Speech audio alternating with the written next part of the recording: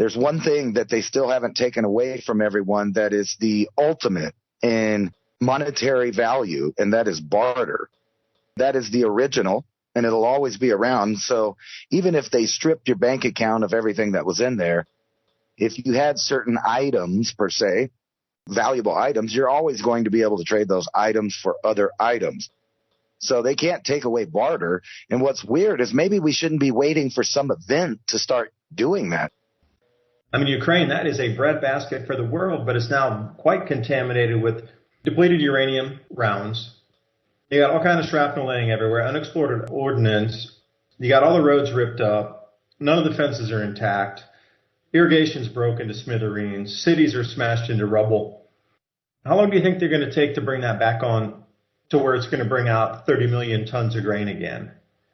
That's wishful thinking if you think it would get done even in 5 years.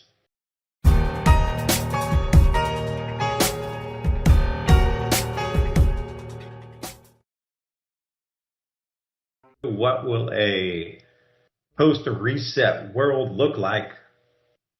Well, if anything, indication shows us what they're trying to force us into so quickly. We must be on a timeline, and what kind of world would it really look like on the other side? Because we're coming into some geologic upheaval here in October, at least an electromagnetic event that will raise tides anywhere from 2 to 3 times higher, and that seems to be why an enormous amount of focus is on shipping disruptions right now. There needs to be explained away why the oceans are now devoid of goods, or is it truly the last seconds they have for continuity of government preparedness? As we see a behemoth of goods and ships and planes moving across the planet in unison with a full excuse behind they're preparing for war. Also, other things are disappearing from trade routes. Well, maybe it's not. Maybe it's just being rediverted in the continuity of what would be preparation of government. All preparing for what should be the question. Perhaps this post-world reset is what they're preparing for to maintain control after such an event. So anyway, Ransom, appreciate you joining me.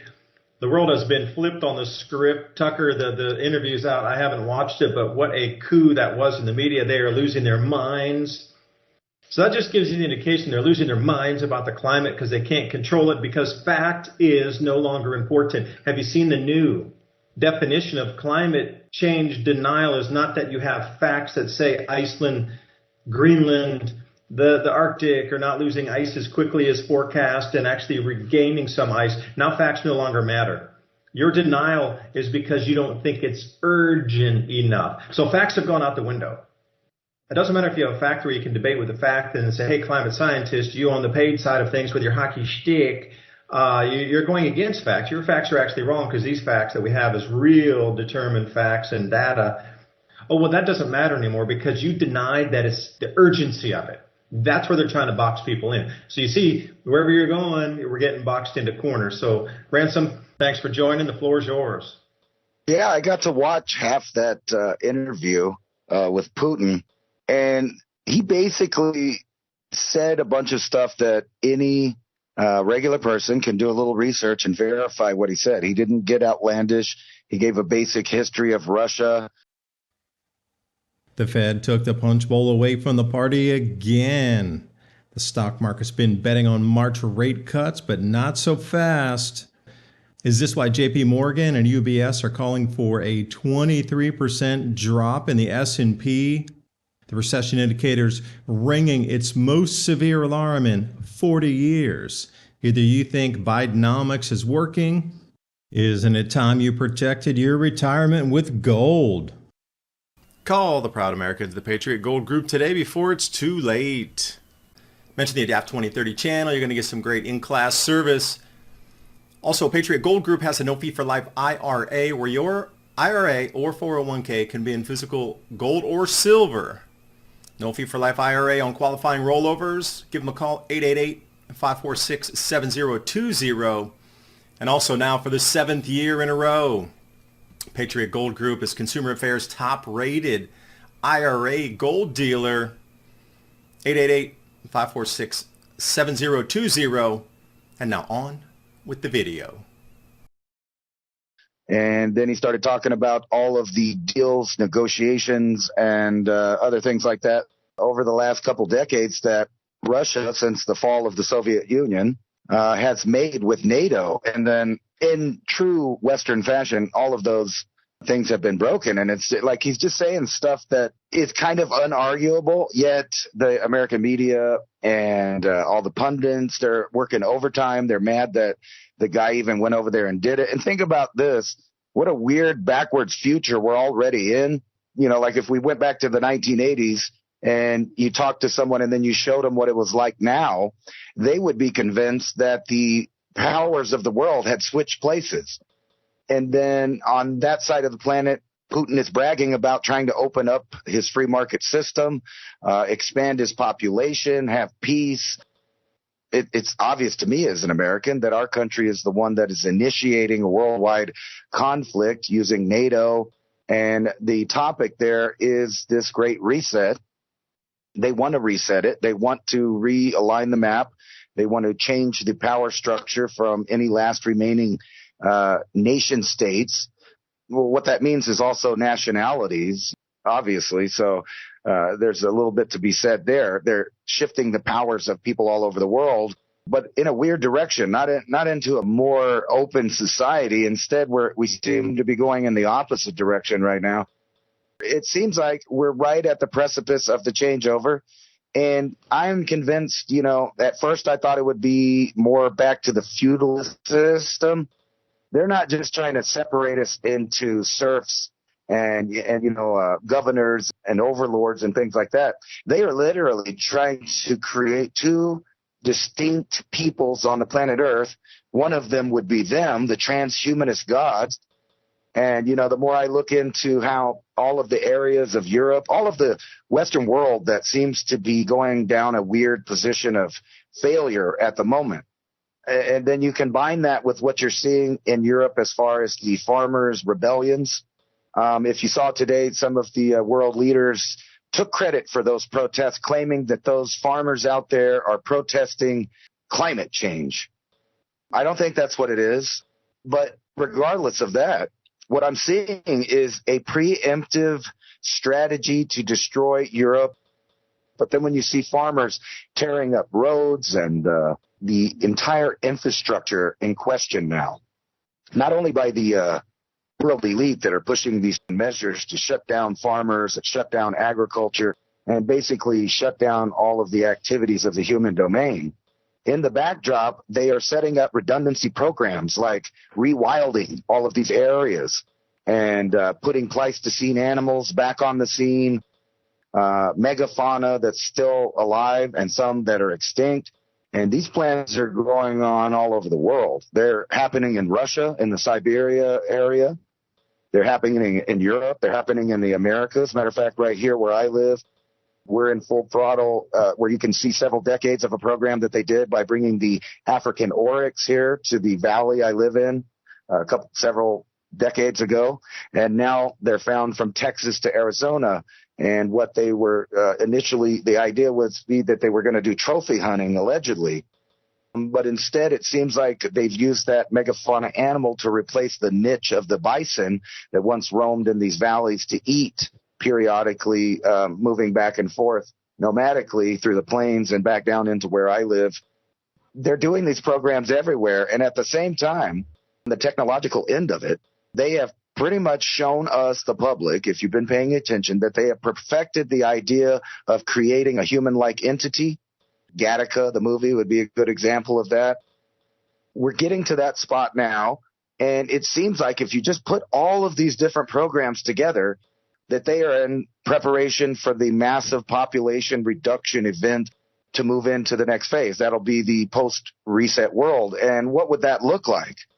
Well, according to what they're proposing now, it would be very few cities located across the continents where people may not be able to travel between or communicate between. In other words, that these places will be compartmentalized, not unlike feudalistic areas would be compartmentalized under their lordship or the king or whatever was going on in that area.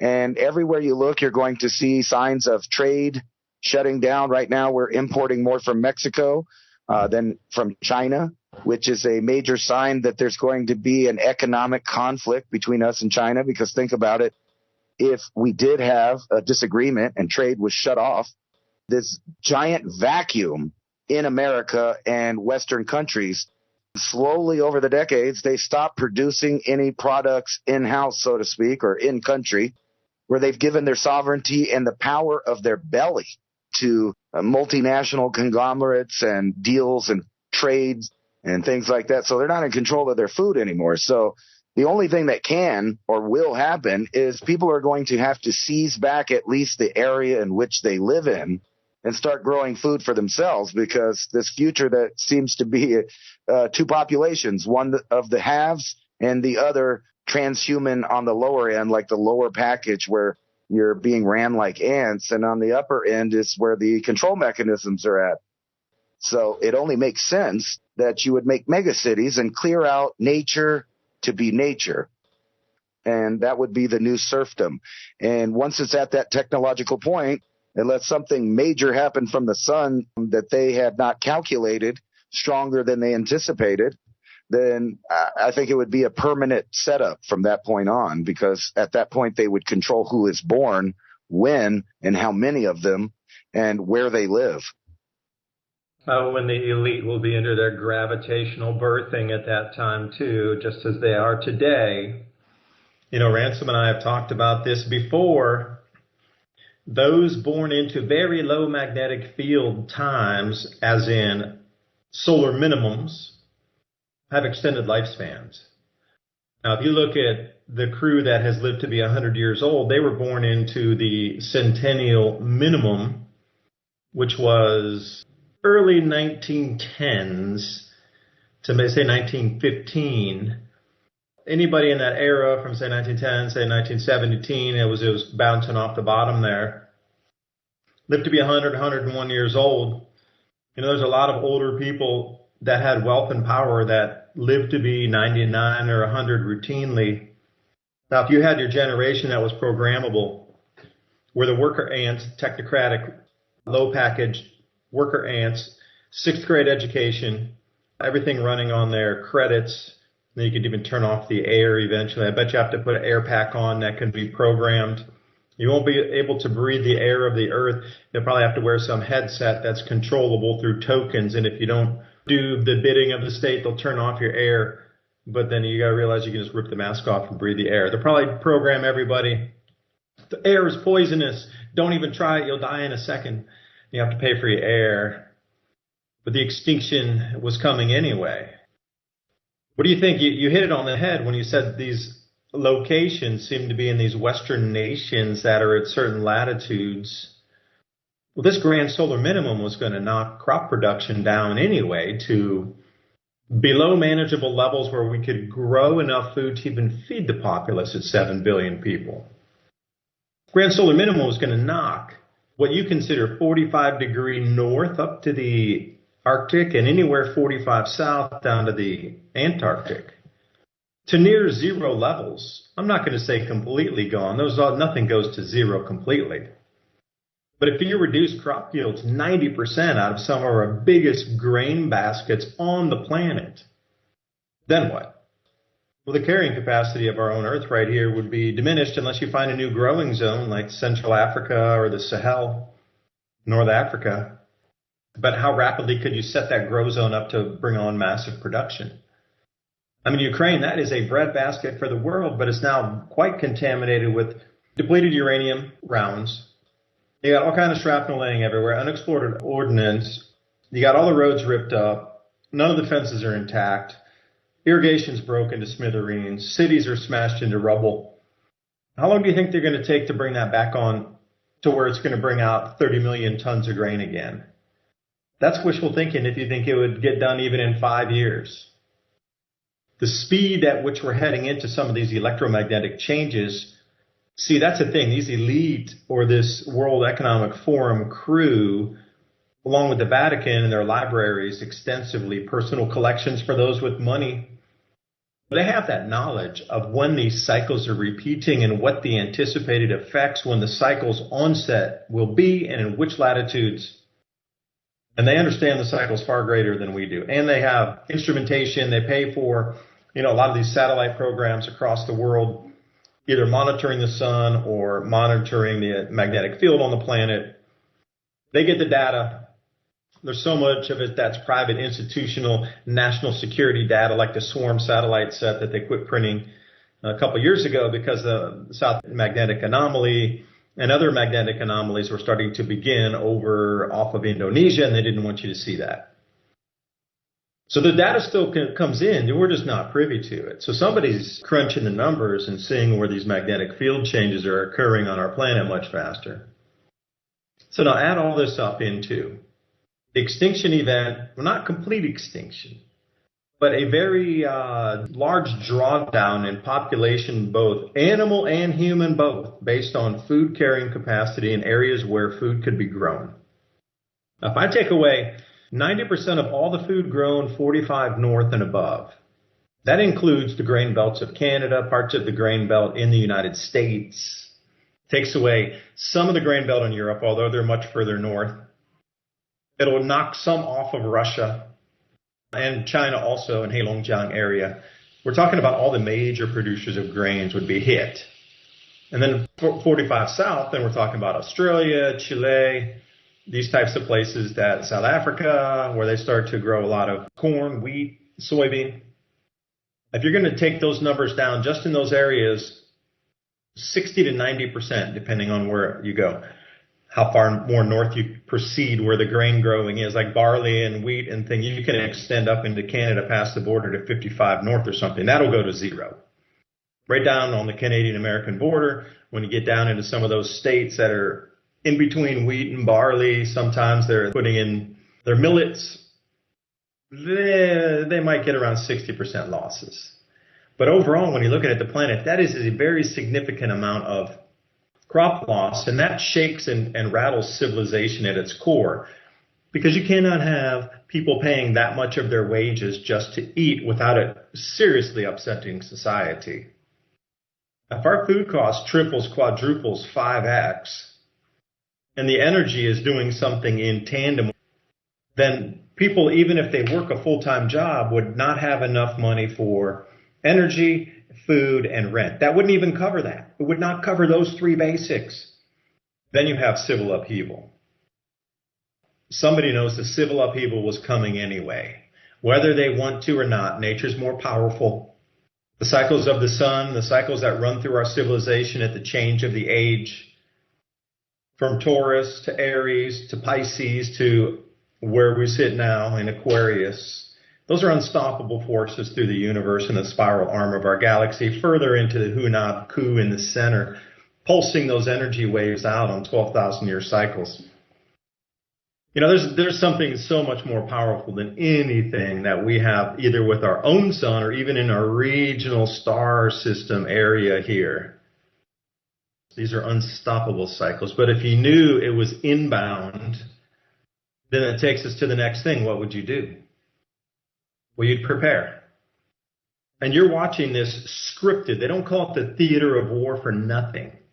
This is pure theater that you're seeing in the Middle East. Yes, I know there's real bombs dropping. But it is so limited. And it is so scripted. And it is so well maneuvered on the chessboard to get the exact outcome that they needed to stop shipping through the Red Sea. That gives ultimate excuse for higher fuel prices, gives the ultimate excuse why goods just stop on a dime being delivered anywhere on the planet. It gives a great excuse why you can move an entire armada of anything in the air or on sea. Well, on sea for us normally call that cargo shipping. Where's all the goods going to? What are they preparing for is more the question. The Arctic century abounds. It starts. Russia and China with their nuclear icebreakers running the northern route. Western powers not allowed to run the route. They're discussing insurance rates between China and Russia now for their container shipping in the Arctic route. What do they know about a changing climate that we are not being told about? You don't build nuclear icebreakers because you just wake up Tuesday and feel like it. And not just one, 23, or actually 22 because they just completed a new one. 22 more nuclear icebreakers are slated to be built and completed in under 10 years in St. Petersburg.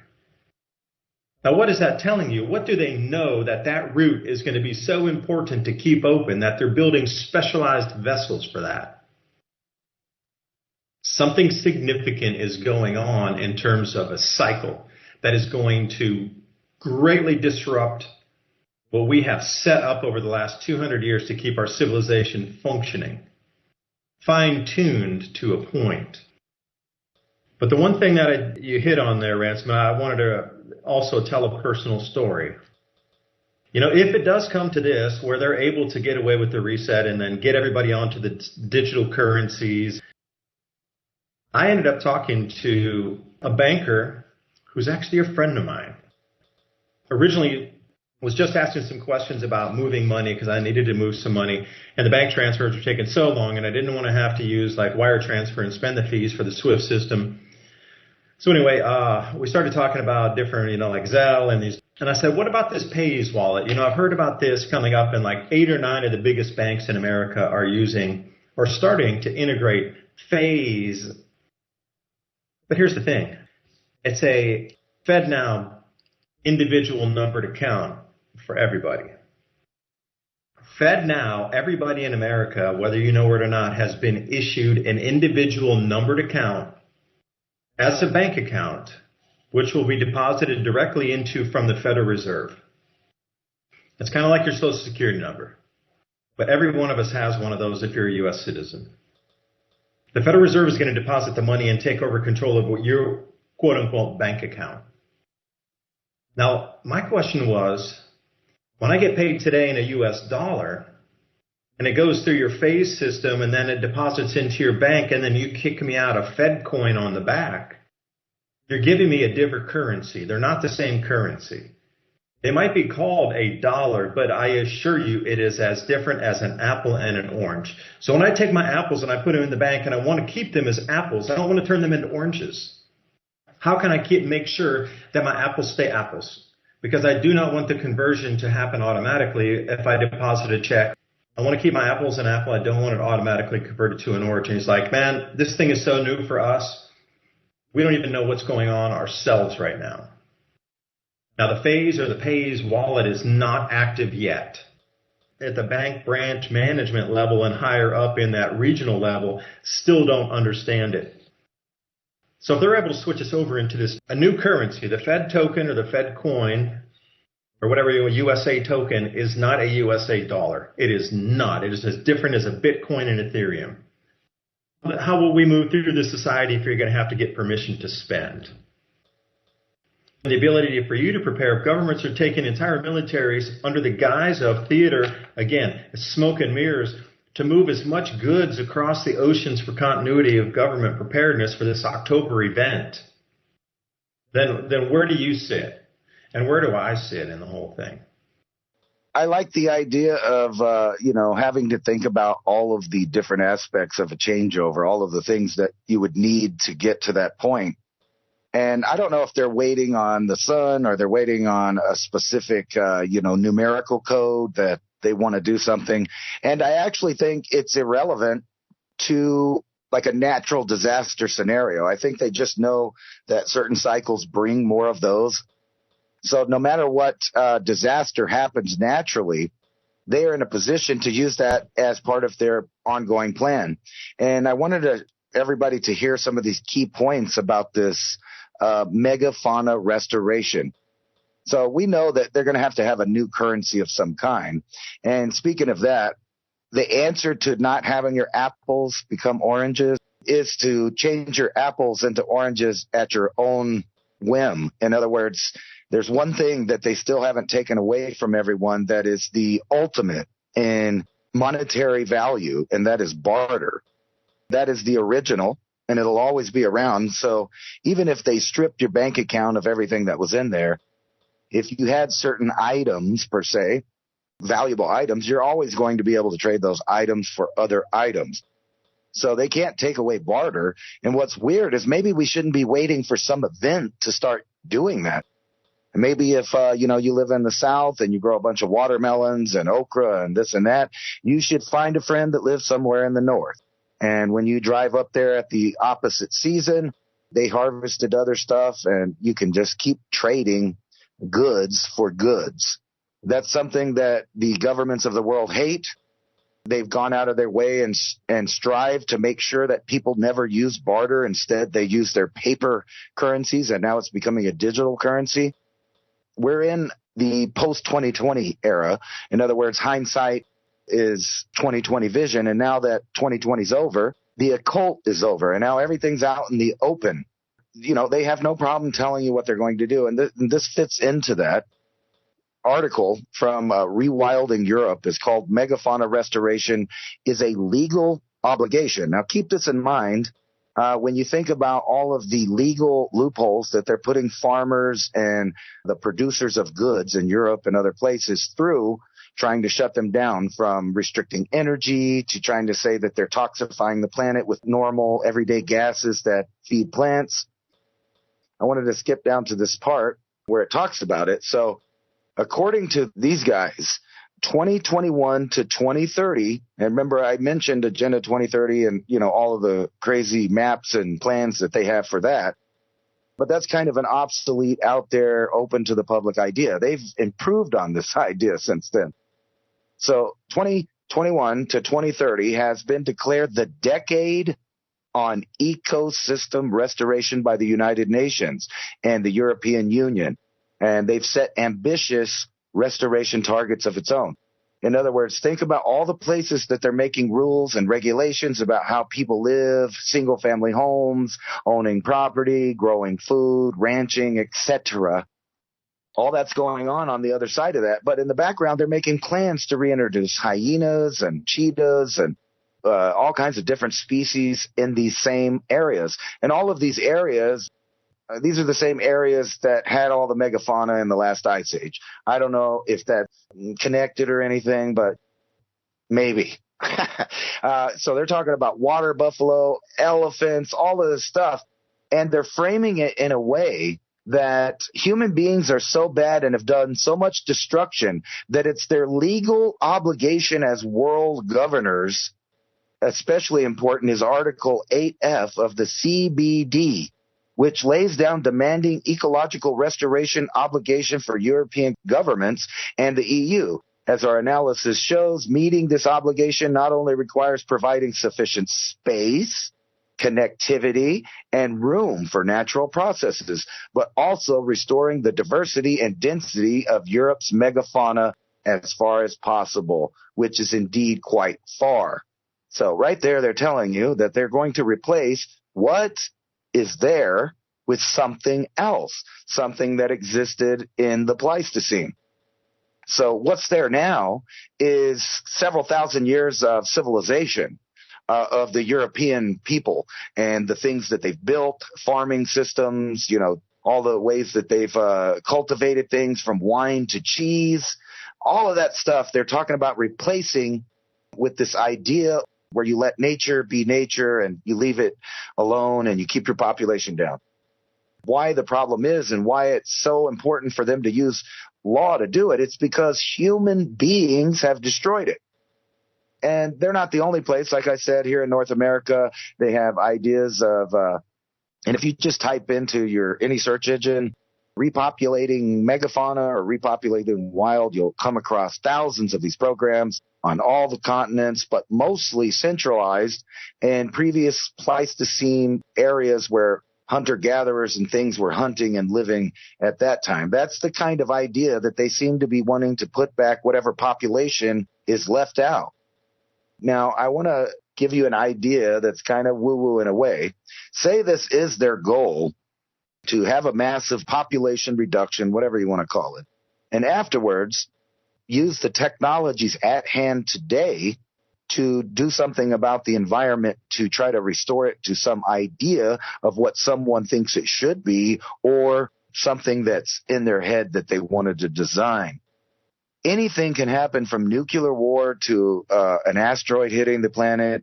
to wipe out humans down to a lower level. And guess what? The governments of the world are not really worried about that, because you are the one that's going to perish, not them, not their continuity of government programs. They're going to be in bunkers, and when they come out, they're going to have millions of different animal resources or essences, not unlike the story of Noah's Ark, where they come out and use these manufacturing centers, like the Ecto-Life idea, a manufacturing center for creating life forms. They can be designer life forms or extinct life forms, or just replenish the numbers of already existing animals or survivors on the new world. They have the technology to do this now. Everybody's seen them be able to grow a sheep or a cow or really anything inside of a plastic bag. But that's the opposite of the goal. The goal is population reduction, except for and when they are in complete control of the environment as gods. Like I said, they don't want to come back as a feudal dictator or, some nationality, nation state or an empire. They want world domination, and they want the population that they create to worship them. So if all the people on the surface say were wiped out by some kind of cataclysm, they could pop out, set up these facilities in weeks, and within months start growing not only animals, human beings, and they can reseed Earth's surface with all kinds of plants, trees, and other things that they've been saving. The database of DNA that they've been saving for the past 20 years will come into an area where they'll use it, because they need genetic diversity to have a healthy species. So think about that. They have almost the entire human genome mapped. They have samples from almost everybody in the Western world. So they already got what they wanted out of it.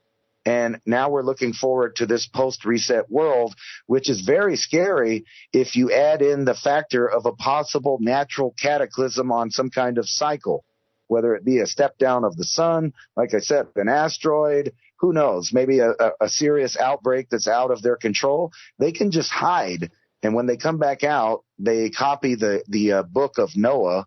That's why I bring back the ancient civilizations into this argument, because at one time, it seems like there was a worldwide technologically advanced civilization that got wiped out.